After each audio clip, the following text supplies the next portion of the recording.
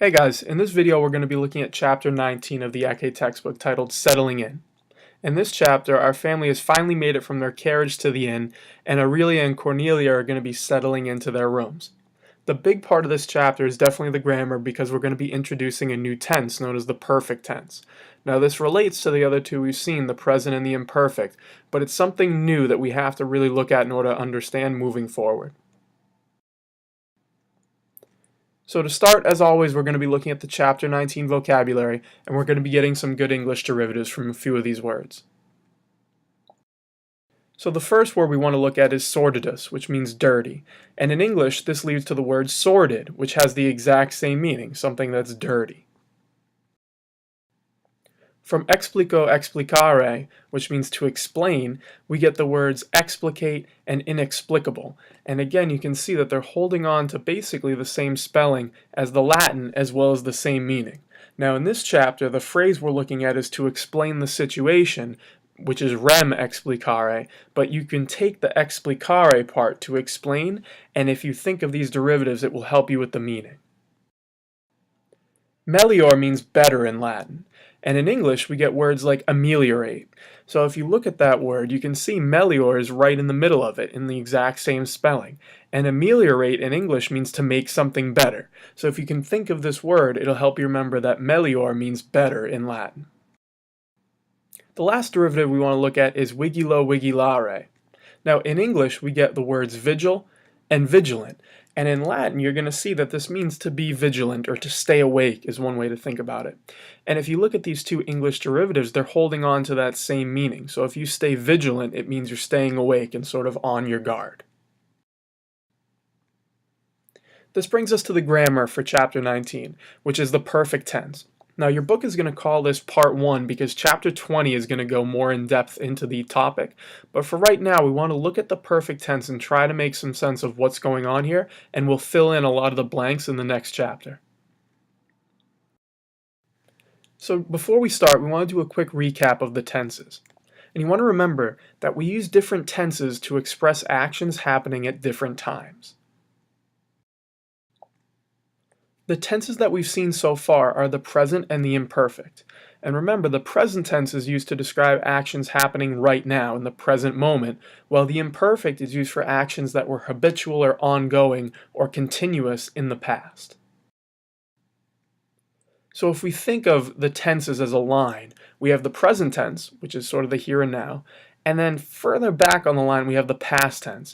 And within that past tense, we learn the imperfect, which is talking about something that was continuous or ongoing. So you can't fix it to one set point in time. It was something ongoing in the past.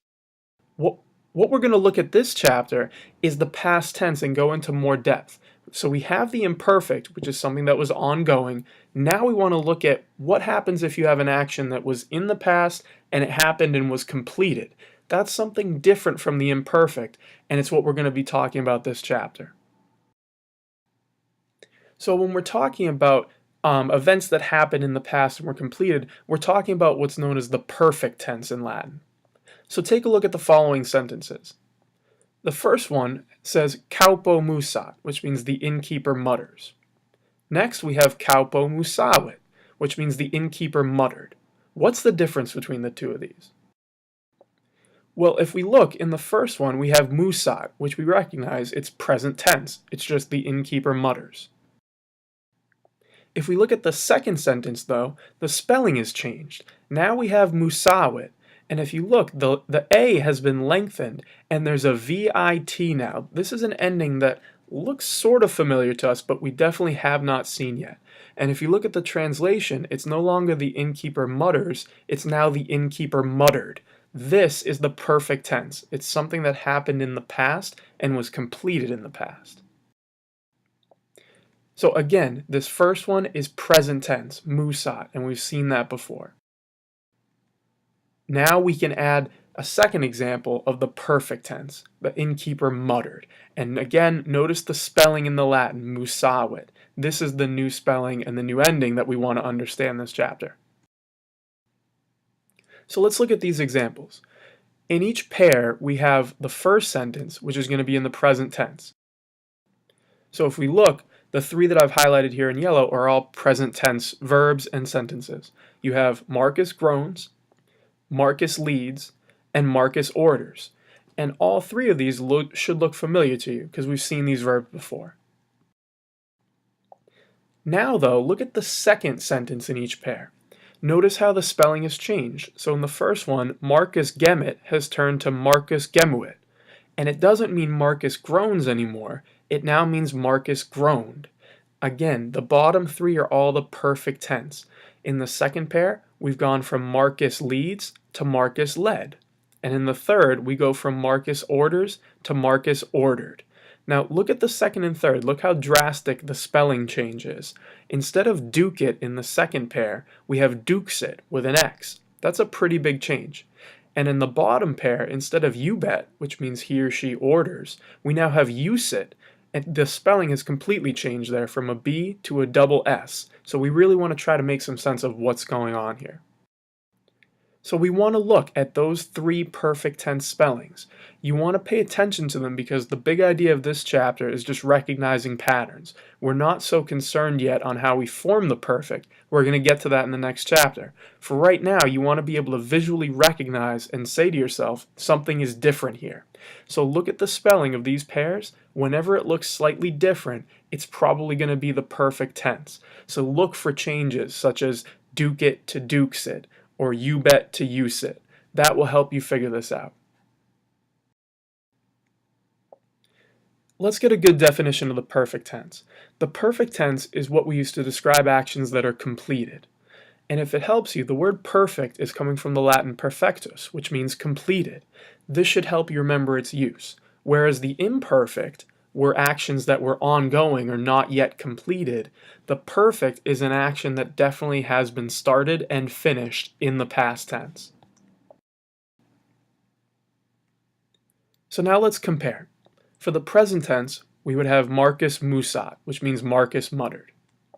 The imperfect, which we learned earlier in the book, would be Marcus musabat, which means Marcus was muttering. Notice the BA, we've seen that before, it's an imperfect tense verb.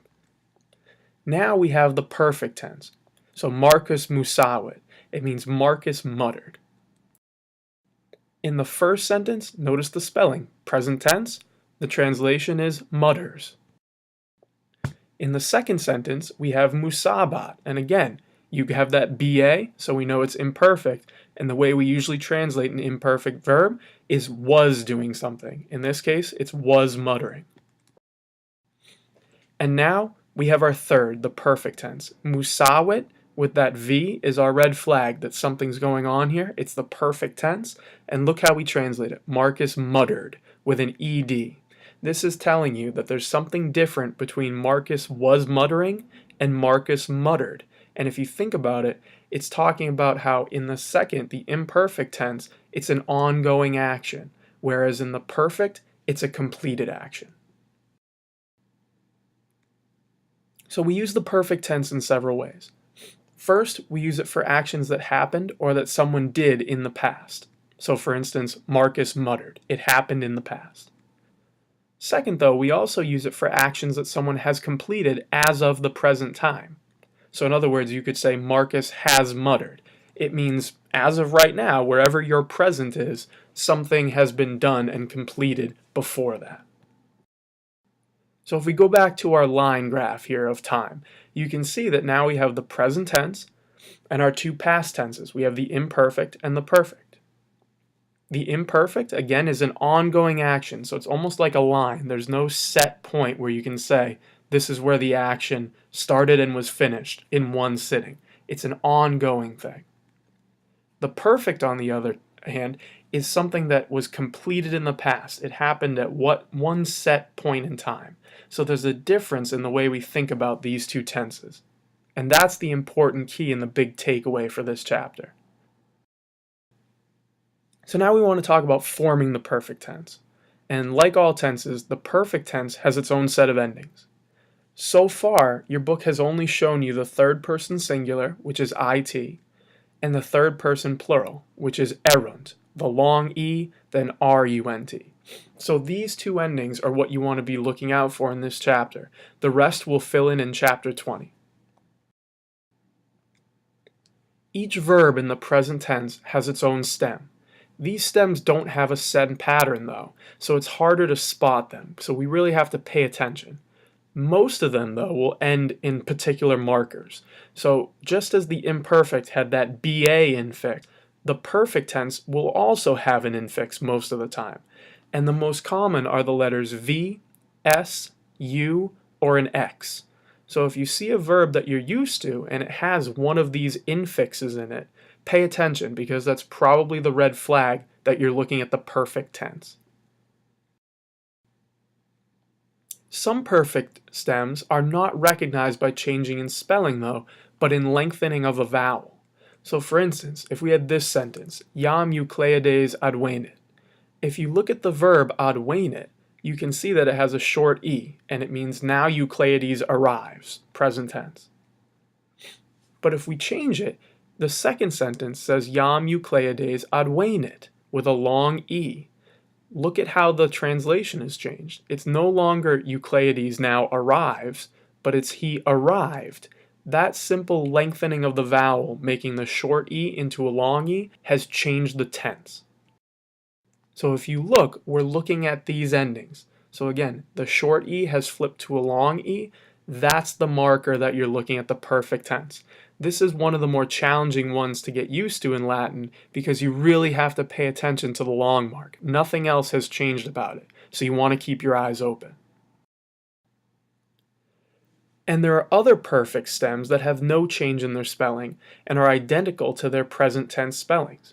So for instance, in both of these sentences we have Marcus responded. In the first one, we're doing the present tense. It means Marcus responds. In the second sentence, though, we have the perfect, Marcus responded.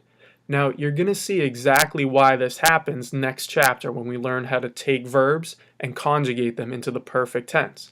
But for right now, you want to keep your eyes open and know that for the verb responded, which we're going to see a lot, you have two options for translating it. And you want to think, are we talking about the present tense or the perfect? You're going to realize that it doesn't particularly matter because of something called the historical present in English, which basically means you can translate a past tense action with the present tense. It roughly means the same thing. But for right now, you don't have to worry about it because we'll get there next chapter. You want to just know that sometimes the perfect and the present are identical. And the big one that we know in this chapter is responded, meaning he or she responds or responded.